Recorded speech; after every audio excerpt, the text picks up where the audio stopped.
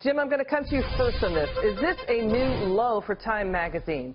We have this disgraced former San Francisco 49ers quarterback, Colin Kaepernick. He wouldn't kneel, he basically did kneel. Let me correct myself. He did kneel during the national anthem in solidarity with the Black Lives Matter movement. He's now one of Time magazine's most influential people. Now, Jim, am I correct in understanding that you have a Purple Heart and you're a veteran? So what do you think of him being one of Time's most influential people? I think that you can call someone influential, and that can be either for good or bad. Mr. Kaepernick may be a good football player. I think that's probably open for discussion as well, but I certainly think it brings in question whether he's a great or good American or not. What do you think, Eric? In the example.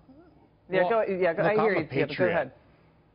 I'm a patriot, so I had a big issue with this. At the same time, I'm also a free speech guy.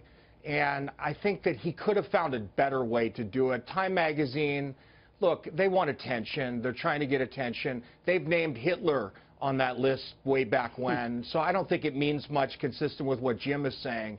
But I still have an issue being a patriot in terms of what he did. He could have found a better way to express what is an important issue, which, civil rights. There's no question. Yeah, there's other ways. Yeah, he didn't need to do it. People would agree with you, Eric. I'm sorry I cut you off, Jim. I'm going to give this one to you. We have Kaepernick's former coach, Jim Harbaugh, praising the athlete. He said Colin Kaepernick boldly and courageously confronted perceived inequalities in the social justice system, refusing to stand for the national anthem. His willingness to take a position at personal cost is now part of the American story. Jim, what are your thoughts? I think that's misplaced praise. I'm sorry. I find this action deplorable. I find it objectionable, and I find it absolutely disparaging to every veteran, every person who has given their life for this great country. And I think there's about 65 million other people that voted in this past election who apparently believe what everybody thought no one believed anymore, that would find that quite consistent. Eric, Jim, thank you so much for your time. Jim, thank you for your service to the country. And thank you for being a patriot, Eric. Really appreciate it, you too.